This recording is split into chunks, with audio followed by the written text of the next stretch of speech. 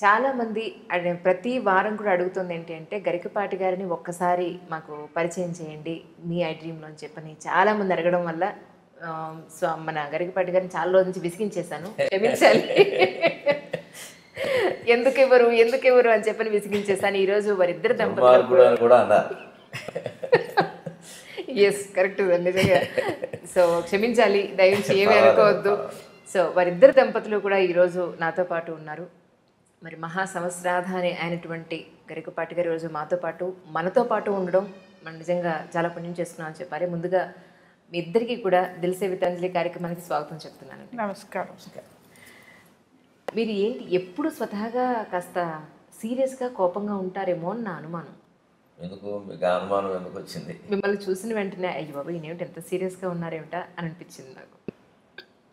అది మరి ఆ ధోరణిలో ఏమైనా మార్పు వచ్చిందేమో నాకు తెలియదు. కానీ ఈ మధ్యలో ఇదివరకు ఎప్పుడు నన్ను వేసే ప్రశ్న ఏంటంటే మీరు ఎప్పుడు ఇలాగే నవ్వుతూ ఉంటారా అని అడిగేవారు. నిజమా?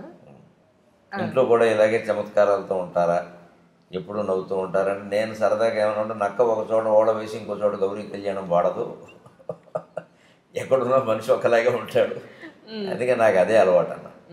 ఇప్పుడు మీరే అడుగుతున్నారు ఈ ప్రశ్న. నిజంగా చాలా కోపంగా ఉన్నారు వచ్చినప్పటి నుంచి. ఏమంటే పొద్దున ఇంట్లో ఏం జరిగిందో మీరు చెప్పండి, ఎందుకు అలా ఉన్నారు వీళ్ళ కోపంగా ఉన్నారు? అసలు ఆయన కోపంగా ఉండరు. అంతేనా?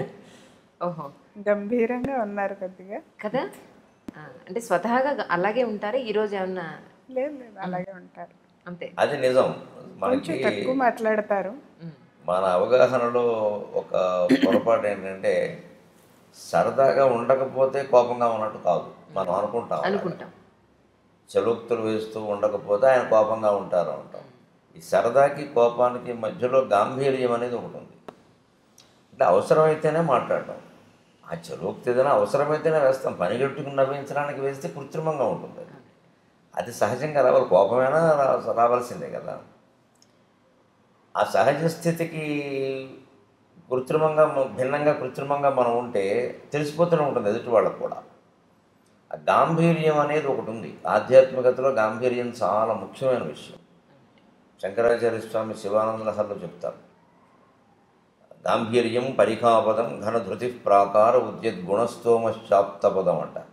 భగవంతుడు మన మనస్సులో ఎప్పుడు ఉంటాడంటే గంభీరంగా ఉంటాడంట. గాంభీర్యం అంటే లోతైన విషయం. సముద్రం గంభీరం అంట, సముద్రాన్ని గంభీరం. హిమాలయం గంభీరం అనరు, హిమాలయం ఉన్నతం అంట, ఎత్తు. సముద్రం గంభీరం, లోతైంది, సముద్ర గాంభీర్యం అంటారు. ధైర్యం వస్తే మేరుపర్వతం చెప్తారు. లోతుతైన తత్వం అయితే గాంభీర్యం అని చెప్తారు. నిజానికి నాకు తెలిసి నాకు లేనిది ఆ గాంభీర్యం. నాకు ఆ గాంభీర్యం అలవాట్లేదు. కానీ ఈ మధ్య ఒక 7-8 ఏళ్ళుగా నేను అలవాటు చేసుకుంటున్నాను కదండి. సో నేను గుర్తించిన మార్పు అంటే అది కోపంగా భావించాలి. లేదు, కోపం కాదు, గాంభీర్యం. ఖచ్చితంగా నేను అలవాటు చేసుకుంటున్నాను. ఎందుకంటే ఆధ్యాత్మికంగా మనం ఎదుగుతున్నప్పుడు గంభీరంగా ఉండాలి. ఎదగాలి అన్నా ఉండాలి, ఎదుగుతున్నా ఉండాలి. ఇంకా చిల్లర మాటలు, చిల్లర చలోక్తులు, ఇంకా ఏదో పని కట్టుకుని నవ్వించాలనుకోవడం, ఇలా లేకపోతే ఏమనుకుంటారో అనుకోవడం, లేకపోతే ఇంటికి ఎవరో రాగానే వారేదో అనుకునే విధంగా మనం ప్రవర్తించడం, ఇవన్నీ ఉండవు. గాంభీర్యం అంటే ఆ గాంభీర్యం అవసరం. ఎందుకంటే పరిఖాపదం అని అర్థం. అంటే మన హృదయం ఒక కోట అనుకోండి. మన హృదయం ఒక కోట. ఆ కోటలోకి, కోట అంటే దుర్గం కదా, శివుడు దుర్గాధిపతి, దుర్గాదేవి భర్త కదా. అందుకని దుర్గాధిపతి అయిన శివుడు దుర్గంలోకి రావాలి అంటే కోట చుట్టూ పరిఖ అగర్త ఉన్నట్టుగా మన చుట్టూ గాంభీర్యం ఉండాలి.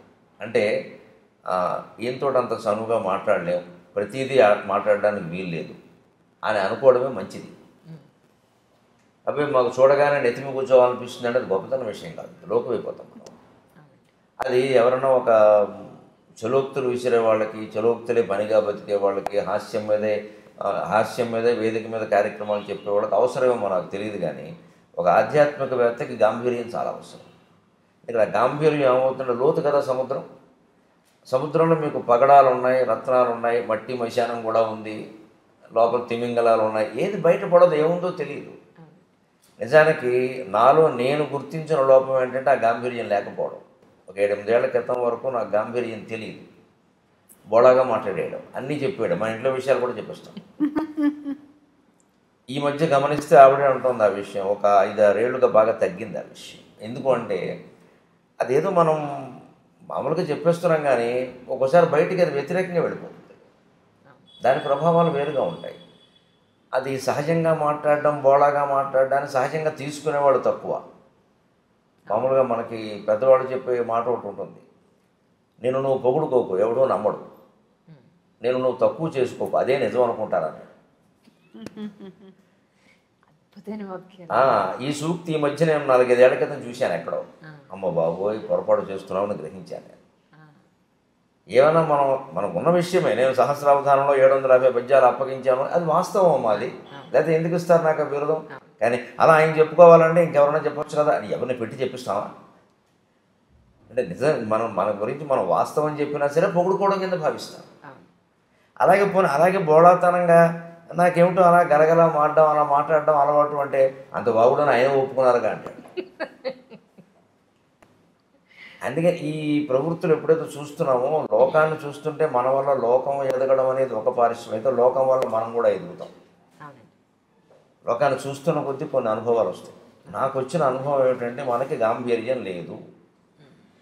ఈ శివానందరాహులో శ్లోకం చదివినప్పుడల్లా నన్ను అది ఎత్తి పొడుస్తున్నట్టుగా ఉండేది. నీవు ఉందా? మిగిలిన అందులో ఉన్నాయి, ధృతి ధైర్యంగా ఉండడం, ఇంద్రియ నిగ్రహం ఉండడం, ఇవి నాకు భగవంతుడి దేవాలు నాకు ఉన్నాయి. గాంభీర్యం తక్కువ నాది. ఎందుకంటే ఉన్నదన్నట్టు మాట్లాడేయడం, చెప్పేయడం. దానివల్ల గొడవలు పెద్ద ఏమి రాలేదు, అది పెద్ద నాకు ఎప్పుడు సమస్య కాలేదు.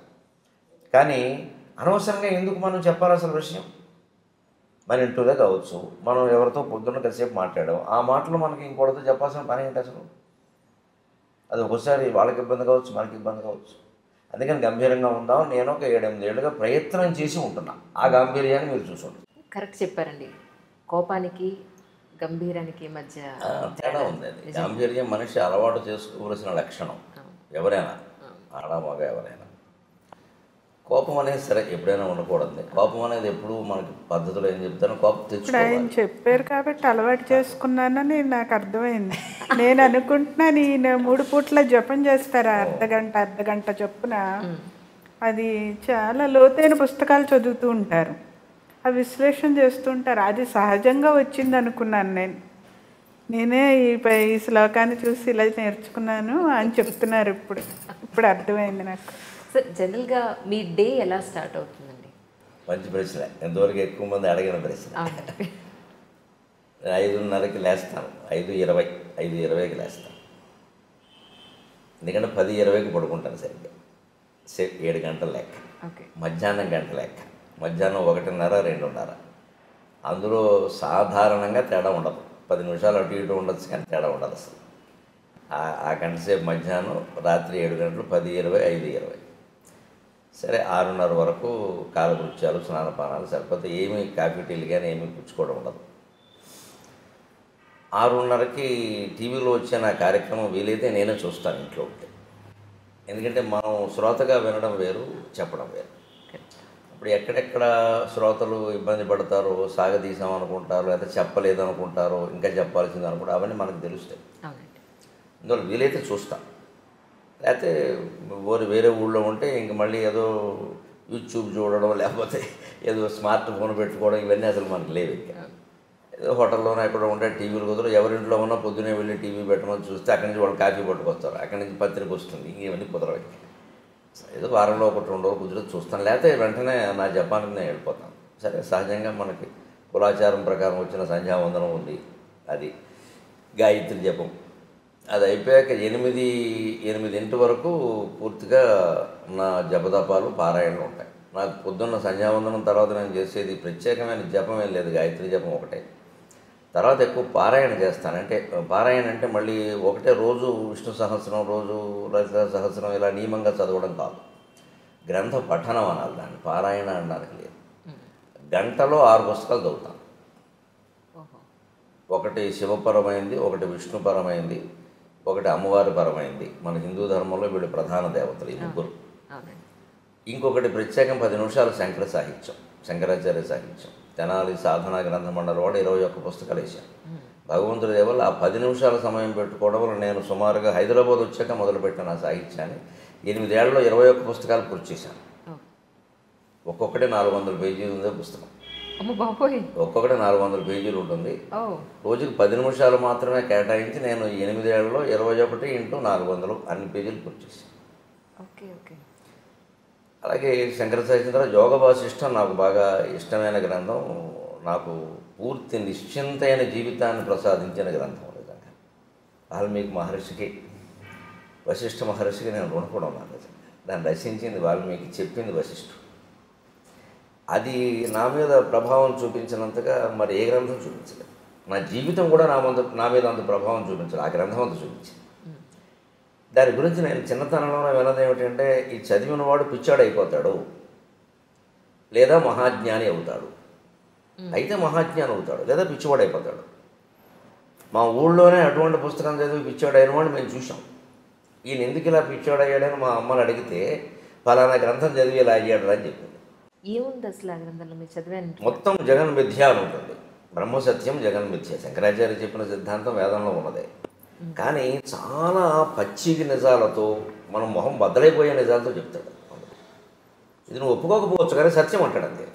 అందరూ చదవచ్చు అంటారా? అందరూ చదవచ్చు, కానీ అంటే దానికి తగిన పరిపక్వత ఉండాలి. ఇప్పుడు ఆ పరిపక్వత లేకుండా చదివితే పిచ్చాడు అవుతారు. మా ఊళ్ళో నాయుడు అని ఒక ఆయన ఉండేవాడు. ఆయన ఇలా పాపం తిరుగుతూ ఏదో ఆయనలో పద్యాలు పాడుకుని మాటలు పాడుకునేవాడు. అతను అందరూ పిచ్చివాడు అనేవారు. మా అమ్మని ఏమిటమ్మా అతను అంటాడంటే, అతను 2 పుస్తకాలు చెప్తారా, యోగ వాసిష్ఠం అంటే అదొకటేను, సీతారామాంజనేయ సంవాదం అని ఒకటి ఉంది తెలుగులో. పరశురామ పంతులు లింగమూర్తి గురుమూర్తి గారు రచించాడు. అంటే సీతాదేవి హనుమంతుడు కలిసి రామతత్వం గురించి చర్చిస్తారు. సీత చెబుతూ ఉంటుంది, హనుమంతుడు వింటూ ఉంటాడు, ప్రశ్నిస్తూ ఉంటాడు. ఈ 2 చదవడం వల్ల వాడు ఎలా అయ్యాడని అంటున్నాడు రా. నాకు అప్పటి నుంచి ఆ 2 చదవాలని పట్టుదల. చదవలేదు ఇంకా మీరు అవి? 2 ఎప్పుడు 2 చదివాను, అయినా కాలేదు. అదేంటున్నాను మరి. అయ్యానో లేదా ఆవిడ చెప్పాలి. ఇప్పుడు నేను కాలేదని నాకు లేదండి, మీరు పిచ్చాడానంటే నేను చేయగలిగిందండి. ఆవిడ చెప్పిందే నిజం. మన గురించి మనం ఏమనుకుంటాం అన్నదానికంటే ఎదుటి వాళ్ళు ఏమనుకుంటారు. పోనీ ఎదుటి వాళ్ళు అంటే ఇప్పుడు మీ పోటుగాడు ఎప్పుడో పరిచయం అవుతారు. ఆవిడ ఇచ్చి కాపురం చేస్తుంది. లేదంటే నేను ఖాయంగా పిచ్చిపోవడానికి ఆవిడంటే నేను మాట్లాడడానికి వెళ్ళలేదు. నేను అదే నిజం. కానీ కాలేదు. ఏమంటారమ్మా మీరు? సార్ మీ మీదే వదిలేరు. ఆవిడ ఏమంటుందో నాకు తెలియదు, కానీ నేను ఎలాంటప్పుడు జోక్ వేస్తాను సహజంగా. నన్ను పిచ్చాడని ఆవిడ అందనుకోండి, కాకపోతే నేను ఎందుకు చేసుకుంటాను అయిపోయా. కాబట్టి నన్ను చేసుకున్నారు, మంచివాడు అయితే నేను ఎందుకు చేసుకుంటాను, ఇంకేముంది, గొడవ లేదు. అంతే. అది ఆ ప్రభావం అలా ఉంటే నాకు అప్పటి నుంచి చదవాలని పట్టుదల. ఈ సీతారామాంజనేయ సంవాదం అనేది నేను అప్పుడే చదివా. 18 ఏళ్ళ వయసులోనే చదివా, తెప్పించుకుని చదివా. ఏం కాలేదు, కానీ గొప్ప సందిగ్ధావస్థలో పడింది మనస్సు. ఏదో అపూర్వమైన సత్యం ఉంది, మన స్థాయికి మనకు అర్థం కావట్లేదు జగత్తు గురించి. అదే మనం ఇంకా చదవాలి. ఈ అండంలో ఏమైందంటే, మనస్సు హేతుబద్ధత లేనిది మనం అంగీకరించొద్దు అనే నియమానికి వచ్చేసింది, ఆ ఆలోచనకు వచ్చేసింది. అందుకే 18 ఏళ్ల ప్రాయంలో నేను నాస్తిక్ గ్రంథాలు, కమ్యూనిస్ట్ గ్రంథాలు కూడా చదివాను. క్యాపిటల్ చదివాను, రంగనాయకం గారి పుస్తకాలు చదివాను, శ్రీశ్రీ రచనలు చదివాను, చలం పుస్తకాలు చదివాను, విస్తృతంగా చదివాను. ఇంకా చదవడం అంటే అప్పటికి ఇప్పటికీ ఒకటే అలవాటు, పట్టుకోవడం. ఇంకా అయితే అప్పటికి ఇప్పటి తేడా ఏంటంటే, అప్పుడు ఒక పుస్తకం పట్టుకుంటే అదే చదువుతూ ఉండేవాడిని. ఇప్పుడు అలా కాకుండా నా మనస్సు నేను నిగ్రహించుకుని ఏ పుస్తకం అరగంట మించి చదవను. నా ప్రణాళిక నాకు అక్కడ మనస్సు ఆపుకుని, అది ఎంత రసవత్తరంగా ఉన్నా సరే అక్కడ ఆపు, లేదా ఎంత విసుగొస్తున్నా సరే అది చదవాలి అనుకుంటే చదవాల్సిందే, విసుగొచ్చినా సరే. అది ఎంత రసవత్తరంగా ఉన్నా ఆపేయాలంటే ఆపేయాల్సిందే. మన మనస్సు మీద మనకు నియంత్రణ లేకపోతే ప్రపంచంలో ఏం చేయాలి? వీళ్ళ ప్రపంచంలో అనేక సంక్షోభాలకు అదే కారణం. వ్యక్తి జీవితం పాడవడానికైనా, మొత్తం ప్రపంచ యుద్ధాలకైనా మనస్సు మీద నియంత్రణ లేకపోవడమే కారణం. ఆ నియంత్రణ నాకు శివానంద లహరి చదివాక కలిగింది. అందుకే నాకు శివానంద లహరి చాలా నా జీవితాన్ని మొత్తం ఇలా మార్చేసిందని చెప్పచ్చు. అలాగా ఉండడం వల్ల ఆ యోగ వాసిష్టం తర్వాత నేను పూనికి దాన్ని సంపాదించాలని చూస్తుంటే విచిత్రంగా ఎక్కడో దొరకలేదు నాకు అది. ఎందుకంటే ఎప్పుడో 100 ఏళ్ల క్రితం వెన్నెలకంటి సుందరరామ శర్మ గారిని ఒక ఆయన తెలుగు వచనంలో రాశారు దాన్ని. ఆ మూలం ఎక్కడో ఉందేమో, ఎక్కడో దొరకలేదు నాకు. సరే, తర్వాత ఉద్యోగాలు, మారడాలు, ఏవో ఇవన్నీ వ్యవహారాలు అంత శ్రద్ధ చేయలేకపోయాను. తర్వాత మళ్ళీ చదవాలనే తృష్ణ కలిగాక చాలా విచిత్రంగా ఏదో ఉయ్యాల్లో పిల్లాన్ని పట్టుకుని ఊరంతా తిరిగామన్నట్టుగా మా ఇంట్లో మా నాన్నగారు ఇచ్చిన 30 పుస్తకాల్లో అది ఉంది. ఆ పుస్తకాలు ఏవో తాటాకు పుస్తకాలు ఎక్కువ ఆయన ఇచ్చినవి, తాటాకు పుస్తకాలు. మరి మనం ఏం చదువుతాం, ఎవరికో ఇద్దాం లేనట్టుగా ఉండి ఒకటి, తర్వాత అశ్రద్ధ వల్ల కొంత ఏదైనా ఆప్ చేసాం. సరే ఆయన వేద మా నాన్నగారు వేద పండితుడు, అవధాని, వేదంలో అవధాని అంటారు. వేద సంబంధమైన పుస్తకాలు మనకి ఎందుకు వచ్చి మనం ఏం చదవలేదు, ఏదో తప్పు స్వరంతో చదివితే లేనిపోని ఇబ్బందులని అలా అట్టి పెట్టారు. అనుకోకుండా ఉన్న ఆ పుస్తకాల్లో ఇంచుమించు ఒడిలిపోతూ పుస్తకం పేజీ ముట్టుకుంటే చినిగిపోయేలా ఈ పుస్తకం దొరికింది. యోగ వాసిష్టము, ఇలా వెన్నెలకంటి సుందరరామ శర్మ అనువాదము. ఇదేమిటి ఇక్కడ పెట్టుకున్నాం మనం దీన్ని అని వెంటనే నేను అప్పుడు చదవడం మొదలుపెట్టాను. అప్పటికి 47 వయసు వచ్చేసింది. ఈ సీతారామాంజన సంవాదం ముందే చదివాను, కానీ ఇది చదివాను. అప్పుడు మొత్తం ప్రపంచం ఎలాగా విడిపోయింది అంతే. నాకు ఒక ప్రయోగశాలలో ఓ పుష్పాన్నో వస్తువునో అడ్డుకోత నిలువుకోత గీసేసి బకాలుగా విడదీసి పరిశోధన చేసి ఇదండి దీని విషయం అని బయట పెట్టేస్తాడు శాస్త్రవేత్త. నాకు జగత్తుకు సంబంధించిన విషయం అంతా బయట పడిపోయింది అంతే. ఇది నథింగ్, దీని గురించి మనం ఆలోచించాల్సింది లేదు. ఏదో నిర్ణయించబడిందో అది నడుస్తుంది, నడవని. మనం చేయాల్సింది ఏదో చేద్దాం. దేనికి చింతించాల్సిన పని లేదు, దేనికి పొంగిపోవాల్సిన పని లేదు. అప్పటికి నేను సహస్రావధానం కూడా చేసేసాను. సరే, ఇన్ని పుస్తకాలు చదివిన తర్వాత ఇప్పుడు మీకు మొత్తం అంతా అర్థమైందని అన్న దాంట్లో మేము అర్థం చేసుకోగలిగే పాయింట్ ఏదైనా, ఒక చిన్న విషయం ఏదైనా చెప్పగలుగుతారు మిమ్మల్ని మధ్యలో ఆపాను, సామాన్య ప్రజలకు అర్థమయ్యేలాగా? ఒక్క మాటలో చెప్పాలంటే, తనలో తాను రవంత మారడు, తనలో తాను రవంత మారడు, జగత్తత్వంబు మార్పంగ ఆతని సంసారము సంపదల్ సమయమున్ తత్వార్థ విజ్ఞానమున్ వెనుకన్ ముందట చూడక అర్పణముగా వింసు మహామూర్ఖుడు. తనలో తాను రవంత మారడు, జగత్తత్వంబు మార్పంగ ఆతని సంతానము సంపదల్ సమయమున్ తత్వార్థ విజ్ఞానమున్ వెనుకన్ ముందట చూడక అర్పణముగా వింసున్ మహామూర్ఖుడు. ఇతనికిన్ లోనికి చూచు శక్తి నిడుమా తన్మూలమా దైవమా. ఇది నేను గ్రహించిన సారాంశం. ఎవరైనా గ్రహించవచ్చు. మనలో చాలామంది ఎక్కడ పొరపాటు పడతాం, వ్యక్తిగత జీవితం సామాజిక జీవితం అని రెండు ఉంటాయని నేను అనుకోను. వ్యక్తిగత జీవిత ప్రభావం సామాజిక జీవితం మీద ఉంటుంది, సామాజిక జీవిత ప్రభావం వ్యక్తిగత జీవితం మీద ఉంటుంది. ఏదో గీత గీయడం కోసం మనం కొన్ని విషయాలు చెప్పడం ఇష్టం లేక ఇది నా వ్యక్తిగతం అని దాచొచ్చు, అవసరం కూడా లేకపోవచ్చు ఎదుటి వాళ్ళకి. కానీ నిజానికి దాని ప్రభావం మాత్రం మన సామాజిక జీవితం మీద కూడా ఉంటుంది ఖచ్చితంగా. అలా అంత ఖచ్చితంగా విడదీయాల్సిన పనే లేదు. ఆ వ్యక్తి చేస్తున్న పొరపాటైనా ప్రపంచం చేస్తున్న పొరపాటైనా ఏమిటంటే ఎవరికి వాళ్ళు పరిశీలించుకోవడం లేదు. తనలో తాను మారడు. ముందు నా బాధ్యత నేను చేస్తున్నాను, నా జీతం తీసుకుంటున్నాను కదా, నాకు లంచం తీసుకునే పని ఏమిటి అసలు, ఎందుకు తీసుకోవాలి నేను? ఈ జీతం నాకు సరిపోతుంది. ఇవాళ ఉద్యోగాల్లో, ప్రభుత్వ ఉద్యోగాల్లో జీతాలు ఎవరికి తక్కువే లేవు. ఉపాధ్యాయులకు కూడా ఇప్పుడు కొత్తగా చేరిన ఒప్పందం ఉపాధ్యాయుడు కూడా 10,000 వస్తుంది. కానీ అలా తీసుకోకపోతే చేతకాని వాడు అంటున్నారు కదా సార్. అలా తీసుకోకపోతే వీడి చేతకాని వాడు ఈ ప్రపంచంలో బతకలేడు. అక్కడే ఆలోచించాల్సింది వాడెవడో అన్నది మనకి సర్టిఫికెట్ అమ్మా అంటున్నారు కదా మీరు. ఎవరు అంటున్నారు? మన పక్క వాళ్ళు, మన పై వాళ్ళు. వారు మనకు సర్టిఫికెట్ ఇస్తారా చేత కాదని, చేతనవనని? వాడెవరు అసలు? వారి స్థాయి ఏంటి? మనం దానికి ఎందుకు వంగిపోవాలి? ఇలా మాట్లాడడంలో మీరు మరోలా అనుకోకపోతే ఒక నాటకం ఏంటంటే ఈయనకి తీసుకోవాలి నుండి అలా సమర్థించుకుంటున్నాడు. ఈ మనిషికి లంచం తీసుకోవాలి నుండి, తప్పు చేయాలి నుండి, చేయకుండా ఉండలేని బలహీనత ఒకటి ఉండి దాన్ని సమర్థించుకుందుకు ఏమంటాడంటే ఇలా ఉండకపోతే లోకంలో బతకలేమండి అంటున్నాడు తప్ప నిజంగా బతకదలుచుకుంటే ఉండక్కర్లేదు. ఆయన ఇష్టం వచ్చినట్టే ఉండొచ్చు. అంతగా ఇప్పుడు ఒక లంచం తీసుకోకపోతే నేను చంపేస్తా అన్నంత పరిస్థితి ఎక్కడైనా ఉందా? అలా లేదమ్మా, ప్రలోభ పెడుతున్నారు అంతే. ప్రలోభాన్ని కాదనొచ్చు. పోనీ ఏ కృష్ణా బ్యారేజీ మీద ఆపేసి 4 గొడ్డళ్ళు వేసుకుని వచ్చి తీసుకుంటావా చంపేయమంటామంటే నా ప్రాణం కోసం తీసుకున్నానండి అంటే ఓకే, ఒప్పుకుందాం. అంత పరిస్థితి ఉన్నవాడు చూపించమనండి. ఇవన్నీ చెప్తారండి నాటకాలండి ఇవన్నీ. అదే మూలం. అది నాకు వేదాంతం ద్వారా మొత్తం ఎన్ని గ్రంథాలు చదివినా సారాంశం ఏం తెలిసిందంటే మనిషి తనలోకి తాను చూసుకోవాలి తప్ప, తనలో తాను మారాలి తప్ప బయట మార్చాల్సింది ఏం లేదు అసలు. ఎవరికి వాళ్ళే. మీరు సమాజానికి అనుకూలంగా దేశభక్తితో, దైవభక్తితో మీరు, నేను, ఈవిడ ఉంటే 3 వ్యక్తుల జీవితాలు బాగుండలేదండి. 300 మంది ఉంటే బాగున్నట్ట, 3 లక్షల మంది ఉంటే బాగున్నట్ట.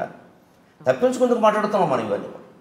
మొత్తం కృష్ణమూర్తి గారి తత్వం అంతా చదివాను నేను సుమారుగా, జిల్లి కృష్ణమూర్తి గారు. ఆయన మొత్తం చెప్పింది ఇది. నీ గురించి ఎందుకు ఆలోచించావు నువ్వు ఇది చేయడానికి అభ్యంతరం ఏంటి? ఎవరి మీద నెట్టేస్తావేమిటి? తప్పించుకుంటావేమిటి వ్యవహారం నుంచి? మనం అనేక రకాల పాపాలు చేసి ఏదో పూజ చేసి తప్పించుకుందామని చూస్తున్నాం. పాపం చేయకుండా ఎందుకు ఉండలేము? అసలు చేసామని ఎందుకు అనుకుంటున్నాం? చేసిన పాపం ఏంటి? చెప్పకపోయినా మనకు తెలుసు కదా. ఈ ఆలోచన చేయాలి. అందుకని మనిషి ఎంతసేపు సంఘసేవ అని అదని ఇదని ఏదో సంస్థలు పెట్టమని ఆధ్యాత్మిక సంస్థలని ట్రస్టులని అవి ఇవి పెట్టి తన సంపదని సంసారాన్ని సమయాన్ని మొత్తం అంతా దానికోసం వెచ్చిస్తాడు. కానీ ఎప్పుడు లోపలికి చూసి నేను ఎవరని ఆలోచించను. రమణ మహర్షి చెప్పింది అది, యోగ వాసిష్ఠం చెప్పింది అది. నేను ఎవరని ఆలోచించావా? ఆత్మతత్వ విచారం చేసావా? అది చేస్తే నువ్వు ఎక్కడికి వెళ్ళక్కర్లేదు. నువ్వు కూర్చున్న చోట కూర్చొని అదే తత్వంతో ఉండు. మారే చోట మారేదంతా మారుతుందని చెప్పి. ఇందుకేనేమో సార్ ఇంతకుముందు అనేవారు ఏంటంటే పొద్దున్న నుంచి సాయంత్రం వరకు రోజు అయిపోయిన తర్వాత ఈ రోజు అసలు మనం ఏమేం చేసాం, తప్పులు ఏం చేసాం, ఒప్పులు ఏం చేసాం, అబద్ధాలు ఎక్కడ చెప్పాం, ఎవరిని మోసం చేసాం, ఇవన్నీ రాసుకుంటే నిన్ను నువ్వు ప్రశ్నించుకుంటే ఇది ఎందుకు చేశాను అసలు అని నిన్ను నువ్వు కనుక ప్రశ్నించుకుంటే డెఫినెట్గా నీలో ఒక మార్పు వస్తుంది అని చెప్పి. వస్తుంది, ఖచ్చితంగా వస్తుంది. అడిగితే ఈ రోజులు పరిస్థితులను బట్టి రాసుకోవడం కంటే మనసులో ఆలోచించుకోవడం మంచిది. రాసుకున్నది ఎవరికైనా దొరికితే ప్రమాదం. ఇప్పుడు మనకేదో ఒక చెడు ఆలోచన వస్తుందండి, అదేం మనం ఆచరణలో పెట్టాం. గాలివాటం ఆలోచన అది రాసేసామనుకోండి, ఎవరో పక్క వాళ్ళు ఎవరో చూస్తే అది ప్రమాదం. ఇంత దుర్మార్గంగా ఆలోచిస్తున్నావా అంటారు. ఆలోచన రాకూడదంటే అలాగా. అంచేతనే పాతకాలపు రోజులు వేరు, ఆ డైరీలు రాయడాలు ఇప్పుడు రాయకూడదు అసలు ఎక్కడ. ఇప్పుడు మాట్లాడితేనే ప్రమాదంగా ఉంది, రాస్తే ఇంక చెప్పేది రాయకూడదు. మనిషి నిజాయితీగా ఆలోచించడానికి రాయాల్సిన పని ఏం లేదు, దాయాల్సిన పని లేదు. రాత్రి పడుకోబోయే ముందు ఇవాళ నేనేం చేశాను, దీంట్లో తప్పు ఏమిటో ఒప్పు ఏమిటి, అబద్ధం ఏమిటి, నిజమేమిటి ఒక్కసారి ఆలోచించి సర్వం పరమేశ్వర అర్పణం. ఇదో నాటకం నడుస్తుంది, పరమేశ్వర క్షమించు, రేపటి నుంచి ఎలా ఉండాలో అలా ఉంటాను, అయిపోలేదా? అలాంటిది నాకు ఆ పుస్తకాల పఠనం వల్ల ఏర్పడింది యోగ వాసిష్టం సహా. అలాగే 8:30కి నాకు పొద్దున్న దినచర్య అనుకున్నాం కదా, 8:15కి అయిపోగానే అప్పుడు కాఫీ. అప్పటికి ఈవిడ అంటూనే ఉంటుంది పాపం, రోజు మాకు మీకంటే ముందు తాగుతున్నాను ఇదో పాపం ఉంటుంది. నేను దానికి ఒక పరిష్కారం చెప్పాను, మళ్ళీ భర్తతో రెండోసారి తాగితే ఆ పాపం పోతుందని చెప్పాను. అదే నవ్వుకుంటాం మేము సరదాగా. అంతే, ఏమయ్యా రెండోసారి తాగా ఆ పాపం పోదు, ఇదో శాస్త్రానికి ఏముంది, కావాలంటే శ్లోకం నేను రాస్తానని చెప్తాను.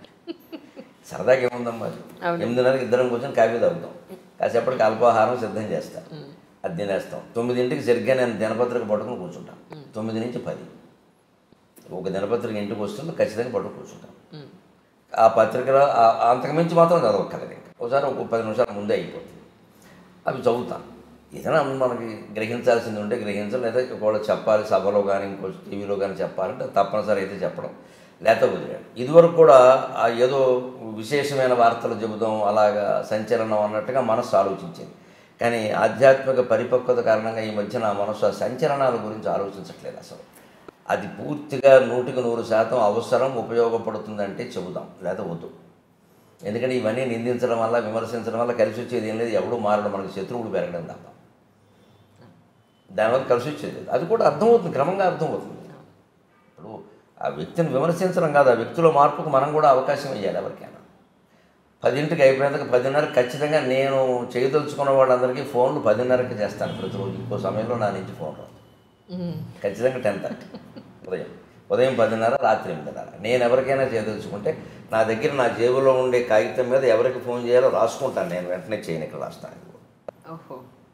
ఇదొక బుక్లెట్, 8 పేజీలు ఉంటాయి ఇందులో. ఇది కూడా ఇది వాడేసిన రైల్వే టికెట్, వేసి వృధా చేయకుండా ఇది 8 మడతలు పెట్టి దీనికి నెంబర్లు వేసి దీని మీద ఎవరో వెంకట్రావుకు ఫోన్ చేయాలి, వెంకట్రా అని రాసుకుంటాను నేను. అది పొద్దున్న 10:30కైనా చేస్తాను, ఎందుకంటే ఆయన ఆఫీసులో ఉంటే దొరుకుతాడు. రాత్రి 8:30కి చేస్తాను, ఇంట్లో ఉంటే దొరుకుతాడు. క్లారిటీ స్పష్టం. అందుకని ఇంకా ఆ విషయం ఆలోచించాలి. బుర్ర నిండా వారికి ఫోన్ చేయాలి, వీరితో మాట్లాడాలి, ఏమిటో అన్నీ మర్చిపోతున్నాయి. ఈ మధ్య నాకు మతిమరుపు ఎక్కువైపోయింది, అదేం ఉండదు అసలు. మనం దానికి పని చేయక ఖచ్చితంగా 10:30కి మంచినీళ్ళు తాగి 2 గంటల పోసా 2 గ్లాసులు నీళ్లు తాగుతాను ఖచ్చితంగా.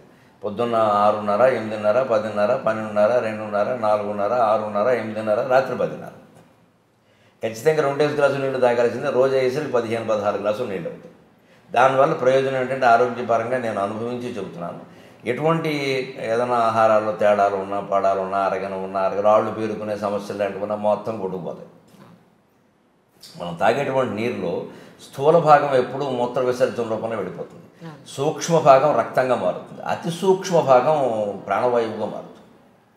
అతి సూక్ష్మ భాగం నీరు తాగితే ప్రాణవాయువు ఉంటుంది. ప్రాణం ఎప్పుడు నీటి మీద ఆధారపడింది, అన్నం మీద కాదు. అన్నం మానేసి ఉండొచ్చు, నీరు మానేసి ఉండదు. నీరు మానేసి ఉంటే ప్రాణం కూడా పోతుంది. అందుకే ఎంత నిరాహార దీక్ష వాడైనా పాలు కానీ మజ్జిగ కానీ నీరు కానీ తాగుతారు. తాగితే కొంతకాలం గెంటిచ్చు.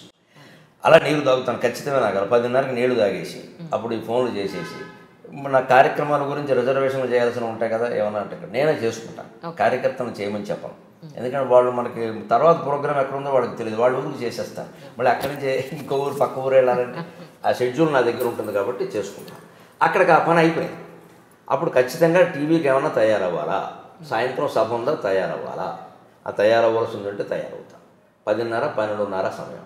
12:30 ఖచ్చితంగా గంట కొట్టేసినట్టుగా తిరుగు లేకుండా 12:25కి వచ్చి గురువుగారు భోజనానికి రావచ్చు అంటుంది. అంతే మేడం అండి, మిమ్మల్ని గురువు గారు అంటారా? అంటారు. ఎందుకో? ఎందుకంటే రావండి అడగండి. ఏమండి ఎందుకు అంటే చాలా నేర్చుకున్నాను అందుకని మా గురువు గారు ఆయన నుంచి చాలా నేర్చుకున్నాను. అవునా? అందులో ఏం నేర్చుకున్నారు? ఒక పాయింట్ మాకు. అవి చెప్పేవి కాదు, అలాగా సహజంగా జరిగినవి అంతే. సరే, 12:30కి భోజనం పెట్టేస్తే అంతే. ఖచ్చితంగా 45 నిమిషాలు భోజనం చేస్తాను. 1:15 వరకు నవ్వులతో ఉండాల్సిందే. ఓకే. 3 ఐటమ్స్ మించి భోజనంలో ఉండవు. 4వది ఉంటే ఆవిడ తినాల్సిందే. 3 ఐటమ్స్, 3వది మజ్జిగతో కలిపి 3. మజ్జిగతో కలిపి. ఓహో. ఫర్ యువర్ కైండ్ ఇన్ఫర్మేషన్, మజ్జిగతో 3. 15-20 ఏళ్ళు బట్టి, కనీసం 10 ఏళ్ళు బట్టి ఆ నియమం ఖచ్చితంగా. పప్పు కూర మజ్జిగ, లేదా వేపుడు పచ్చడి మజ్జిగ, ఏదైనా సరే 3 మజ్జిగతో కలిపి. 4వది ఉంటే ఇందులో ఒకటి తగ్గించేస్తాను, అన్నం తగ్గించేస్తాను. మొత్తం మీద అన్నం అంతకుమించి వెళ్ళడానికి వీలు లేదు. అందుకని నాకు షుగర్ ప్రాబ్లమ్స్ అవి ఏం లేవు. తినవలసింది తింటాను. ఖచ్చితంగా పొద్దున్న ఒక్కసారే కాఫీ, సాయంత్రం 4:30కి టీ, మధ్యాహ్నం భోజనం చేసి గ్లాసు మజ్జిగ తాగుతాను, రాత్రి పడుకోబోయే ముందు గ్లాసు పాలు తాగుతాను. ఒకసారి పాలు, ఒకసారి మజ్జిగ, ఒకసారి కాఫీ, ఒకసారి టీ. 4 సేవించినట్టు అయింది. ఏది ఎక్కువ కాలేదు. అన్ని రుచులు తెలిసాయి. ఎప్పుడు కావాలంటే అప్పుడు వదిలేయచ్చు, సమస్య అండి. ఎక్కువ అలవాటు పడ్డామనుకోండి, నాకేమిటో కాఫీ లేకపోతే తోచట్లేదు, ఏమీ లేదు, నాకు ప్రపంచం అంతా లేకపోయినా నాకు తోస్తుంది. ఈ ప్రపంచం అంతా శూన్యమే, నేను ఒక్కడిని అంటార్కిటికా ఖండంలో నన్ను వదిలేస్తే హాయిగా గడిపేస్తాను, ఏమి ఇబ్బంది లేదు. ప్రాణంతో ఉంటే సార్ అక్కడ నీళ్లు దొరికితే ఏదో మారేడాకులు దొరకపోని అవుతాం. వారు ఉండాలి, వీరు మాట్లాడాలి, అసలు ఆ సమస్య లేదు. అదే వేదాంతం ద్వారా నేర్చుకున్నాను. యోగ వాసిష్టం నాకు నేర్పింది అది. నీతో నువ్వు మాట్లాడుకో, నీతో నువ్వు ఉండు. ఇంకోరు ఉండాలని ఎందుకు అనుకుంటున్నావు? ఇంకోరు ఉండడం అంటే మనం తప్పించుకొని బయటపడుతున్నాం. మన నుంచి మనం తప్పించుకొని బయటపడుతున్నాం. అదేదో కాలక్షేపం, వారేదో పోగొట్టడం, తిట్టడం, విమర్శలు, ఇవన్నీ ఇంకేది పీకానామ లాగానం, ఎలక మీద పిల్లి మీద ఎలక, ఎప్పటికి తెమలో ఇవి. అప్పుడు ఈ కాలక్షేపాల కోసం వచ్చరికి తోడు, నీడ, దూడ, పేడ అన్నీ తయారైపోతాయి. ఇందులో ఎవరు లేకపోయినా మనం తట్టుకోలేని పరిస్థితి వస్తుంది. ఇదంతా బలహీనతే, మన మీద గొప్పగా చెప్పొద్దు దాన్ని. నాకు నలుగురు ఉంటే కానీ తోచదు, అదో వ్యాధి, డాక్టర్ చూపించుకోవడం మంచిది. ఎందుకు తోచదు? నలుగురు ఉన్నా తోచాలి, ఒక్కరే ఉన్నా తోచాలి, 1000 మందిలో ఉన్నా తోచాలి, శ్మశానంలో ఉన్నా అదే తోచాలి. అది వేదాంతం. మన స్థితిలో మనం లేవు, అందుకే తోచదు. అందుకే మనిషి తనలోకి తాను చూసుకోవాలి, లోకం అంతటా మార్చుకుంటూ కూర్చోవడం కాదు. మధ్యాహ్నం ఖచ్చితంగా 1:15 అయ్యాక అప్పుడు సరిగ్గా 1/4 గంట సేపు అటు ఇటు నడుస్తాను. బయట ఆరేసిన తువ్వాలు లోపలేస్తాను, అదో క్రమశిక్షణ. పొద్దున్న స్నానం చేసి ఆరేసాం కదా, ఆ తువ్వాలు లోపలేస్తాను. అవన్నీ నేను చేసుకుంటాను. ఆ పనులు 1/4 గంట పడతాయి. 1:30కి పడుకుంటాను, 2:30కి లేస్తాను. ఫోన్ కట్ చేయడమే, సైలెంట్లో పెట్టడం ఉండదు. సైలెంట్లో పెడితే ఎవడో చేస్తాడు, అక్కడ ఉంటుంది, అక్కడ మళ్ళీ నాకు చేయలేదంటాడు. అటువంటి అవకాశం ఎవరికి ఇవ్వను, స్విచ్ ఆఫ్ అంతే. మళ్ళీ ఆయన చేసుకోవలసిందే. ఏమంటే నేను చేశానండి, మీరు నాకు చేయలేదంటే చెయ్యను, నీ అవసరం నువ్వు చేసుకోవాలి. ఎంత ప్రాణ స్నేహితుడైనా అంతే. నాకు ఎందుకు చేసావు కదా, 2సారి కూడా నువ్వే చేసుకో, 3 సార్లు చేసుకోలేకపోతే మానేసుకో. అంతేగాని ఏమనుకుంటాడు అనుకోని, బ్రహ్మ సత్యం జగన్ మిథ్య, నాకు అర్థమైంది అనుకుంటే మరీ మంచిది. ఇంకా ఆయన ఫోన్ చేయక్కర్లేదు, ఓ నెంబర్ తీసేయచ్చు. ఇది ఎవరి మీద కోపం కాదు, వ్యతిరేకత కాదు, పూర్తిగా జగత్తత్వం తెలుసున్న మనిషి ఇలాగే ఉంటాడు. నాకు తెలిసి నేను ఋషుల చరిత్రలు చదివాను, ఋషులందరూ ఇలాగే ఉన్నారు. అది మనం అలవాటు చేసుకోవాలి. అంతేగాని వారేదో అనుకుంటారు, వీరేదో అనుకుంటారు, అనుకోనేయండి. కానీ మంచి వాళ్ళు ఇలా అనుకుంటే పర్వాలేదు. ఇదే స్థానంలో చెడువాళ్ళు కూడా ఇలా, చెడు పనులు చేసేవాళ్ళు కూడా ఇలాగే అనుకుంటే, ఇలాగే అంటే నేను చేసిందే కరెక్టు, అది నిజానికి వాడు చెడ్డ పనులు చేసేవాడు అయితేనేమో లోకాన్ని గురించిన భయం ఎప్పుడూ వాడి మనస్సును పీడిస్తూనే ఉంటుంది. వాడు అనుకోలేడు. ముండిగా మూర్ఖంగా కాసేపు అనుకోవచ్చు, కానీ లోపల వాడిని ప్రశ్నిస్తుంది. ఎందుకంటే అందరికీ లోపల ఉన్నది భగవంతుడే. ఈశ్వర సర్వభూతానాం హృదయసే అర్జున తిష్టతి. ఒక మూర్ఖుడు, ఒక దుర్మార్గుడు 10 మర్డర్లు చేసిన వాడు హృదయంలో ఎవడున్నాడో పరమభక్తుడు హృదయంలో కూడా వాడే ఉన్నాడు. ఆ తత్వంలో తేడా ఏం లేదు. ఉపాధి భేదం, పైన ఉండే శరీరం భేదం, మనస్సు భేదం తప్పితే అసలు తత్వంలో తేడా లేదు. అందుకని అసలు తత్వం అంతఃకరణ ద్వారా వాడిని కొట్టేస్తూనే ఉండేది. ఎప్పటికప్పుడు నువ్వేం చేస్తున్నావు. అందుకని చెడ్డవాడు ఇలా ఉండలేడు. ఎవడేమనుకుంటే నాకని కొనాళ్ళు ఉంటాడు, తర్వాతైనా వాడి కాల్ చేస్తూ ఉంటుంది లోపల. అదే పాపం పీడించడం అంటే అదే. ఖచ్చితంగా కలిసిస్తూ ఉంటుంది. వాడు ఎప్పుడైనా ఈ జన్మ కాదు వచ్చిన జన్మకైనా మారాలి, తప్పదు. అది వాడి బాధ్యత. అది మనం దాని గురించి అంత బాధపడక్క. అయిపోయిందంటే 2:30కి లేస్తాను సరిగ్గా. లేవగానే స్వచ్ఛ భారత్ చేస్తాను. ఇది మోడీ గారి స్ఫూర్తి. అంటే అంతకుముందు కూడా నాకు కొంచెం ఉంది, కానీ మోడీ గారి స్ఫూర్తి వల్ల ఖచ్చితంగా మన ఇంట్లో మనం చెయ్యాలి అని పెట్టుకుని 2 పూట్ల చేస్తాను. 2 పావు గంటలు, మధ్యాహ్నం 2:30కి, 2:45 వరకు. ఏం చేస్తారు?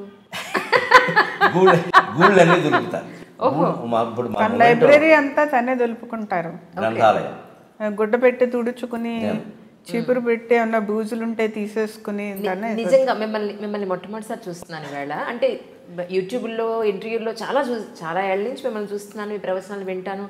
ఎందుకంటే మరీ మూర్ఖంగా మాట్లాడరు మీరు.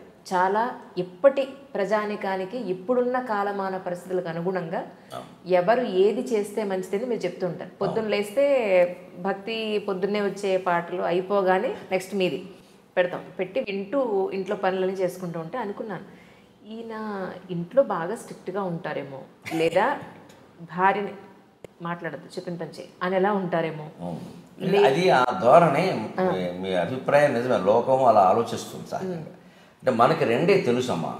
మంచివాడు అన్నవాడిని మీరు ఎవరైనా గమనించండి, కామెంట్స్ ఎలా ఉంటారో. ఎప్పుడూ మంచివాడే అనుకుంటారు. వాడు లోపల చాలా వంకర పనులు చేస్తాడు, బయటికి తెలియదు. అది బయటికే లోపల మంచి కనపడదు. పెళ్ళాన్ని ఏడిపించుకు తినేస్తాడు ఆ సన్నాసి. ఆ విషయం బయట పండేవాడు. బయట మాత్రం మహిళాభ్యుదయవాదిలో మాట్లాడేస్తాడు. అది నమ్మేస్తారు లోకం. ఆవిడ పాపం బయటకు వచ్చి చెప్పలేదు ఆ విషయం. ఎందుకంటే ఈయన సెలబ్రిటీ, ఆవిడ బ్రిటానియా బిస్కెట్.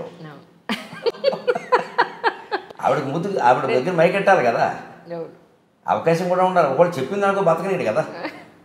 అలాగే ఉంటారేమో అని అనుకున్నాను. అలాగే కొంచెం గంభీరంగా ఉండేవాళ్ళని చూసి మనం కోపంగా ఉంటారు అనుకుంటాం. ఖచ్చితంగా ఉండడం వేరు, కఠినంగా ఉండడం వేరు. నేను ఖచ్చితంగా ఉంటాను, కఠినంగా ఉండను. అసలు కాఠిన్యం అనేది నా స్వభావంలోనూ లేదు.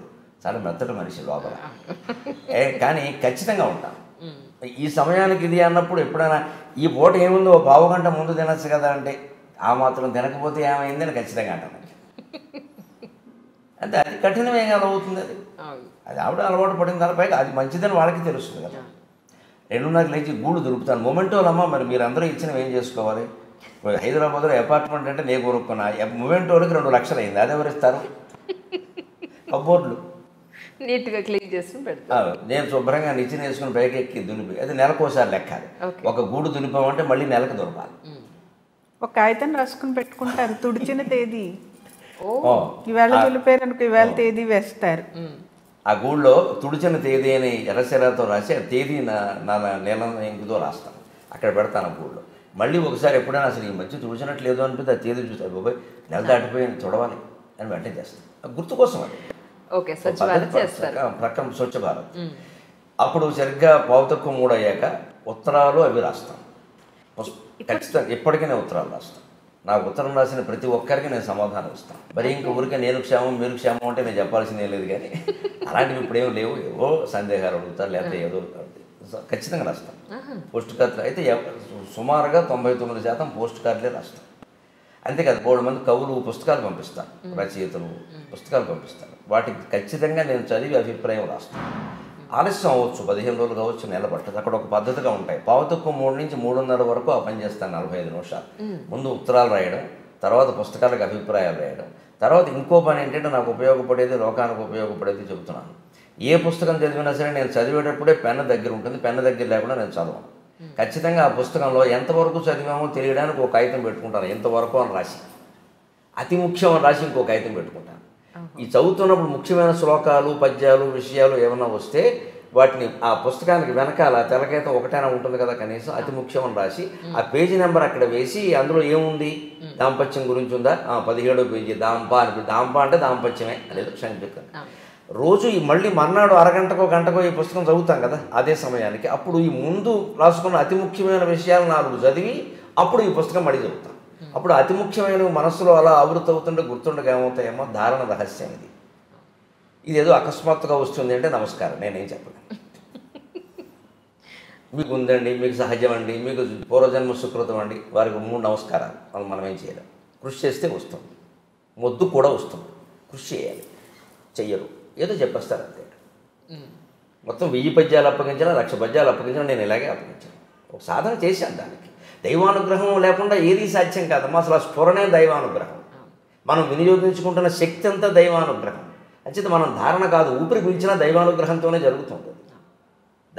దానికి వ్యతిరేకం కాదు. పురుష ప్రయత్నం ఎప్పుడు దైవానుగ్రహానికి వ్యతిరేకం కాదు. దైవానుగ్రహం సంపూర్ణంగా ఉంది, మనం దాన్ని వినియోగించుకోవాలి. ఈ కృషి ద్వారా వినియోగించుకోవాలి.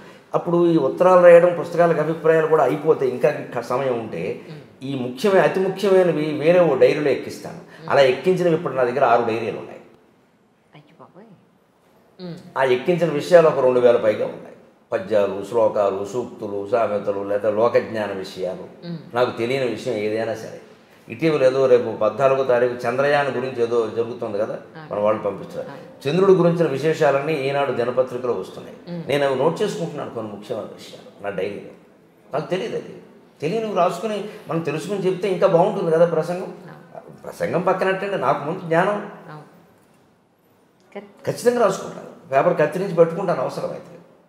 ఆ పని చేస్తాను 3:30 నుంచి 4:30 వరకు తెలుగు సాహిత్యం చదువుతాను.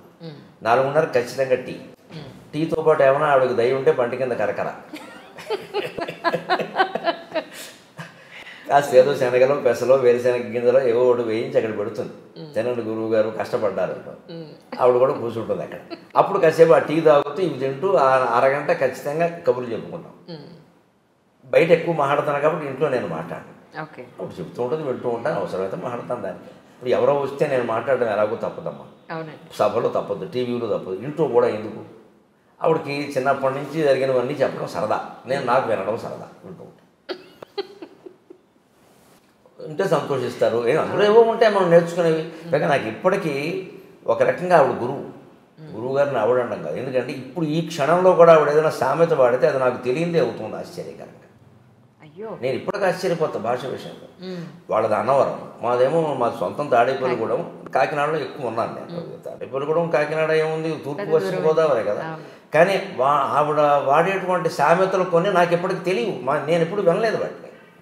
నేను ఒకసారి మళ్ళీ ఏనంటే ఆవిడకి భయం అంటే తప్పేమన్నా అన్నాడు. తప్పేం అనలేదు, నాకు తెలుసుకోవాలని ఉందంటే. మీరు తెలుసుకోవడం ఏంటి అంటే, లేదు తెలుసుకోవాలంటే.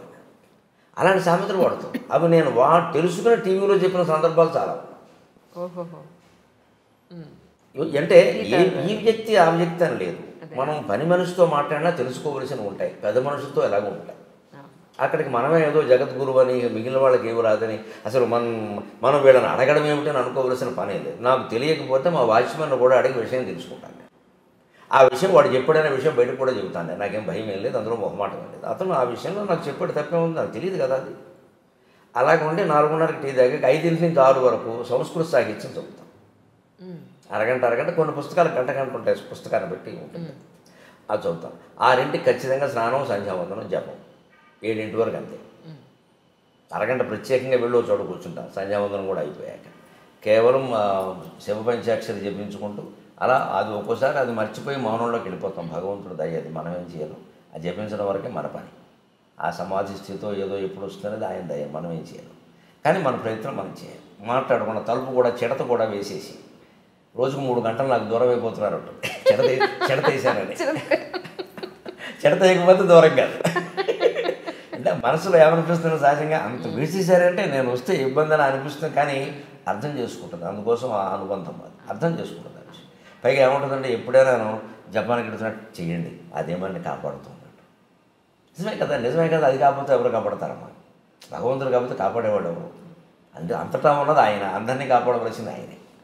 ప్రపంచంలో ఎన్ని దారుణమైన పరిణామాలు జరిగినా, మనం ఎన్ని వ్యాసాలు రాసినా, ఎన్ని ఉపన్యాసాలు ఇచ్చినా, ఐక్యరాజ్యసమితి తీర్మానం చేసినా బాగుపడుతుందని చెప్పలేం. కానీ భగవంతుడికి విజ్ఞప్తి చేస్తే బాగుపడుతుంది. ఎందుకంటే మూలం అది, మూలానికే వైద్యం చేయాలి. అంచేత నాకు కోపం వస్తే ఒకసారి ఇది నీది మమ్మల్ని అంటే ఏంటి బాగు చేసుకోలేదా మానుకో అని అంత బెదిరించినట్టు కూడా నేను పద్యాలేదు. నీవా కనపడవెంత మొత్తుకొని మా అమ్మవారి ఫోటో ముందు నిలబడి మేము నిర్ణయాలు తీసుకుంటాం. మా జీవితంలో ముఖ్యమైనప్పుడు కొన్ని సందర్భాల్లో కుటుంబపరంగా తీసుకోక తప్పదు కదా. తీసుకున్నది ఏమవుతుందో అని బెంగ వస్తుంది ఒకసారి.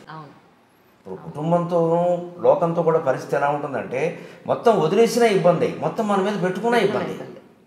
రెండు కష్టమే. పూర్తిగా మన మీద పెట్టుకున్నామో అయ్యో వీడి జీవితాన్ని మనం పాడు చేస్తున్నామేమో అనిపిస్తుంది, వాడి నిర్ణయం మంచిదేమో అని.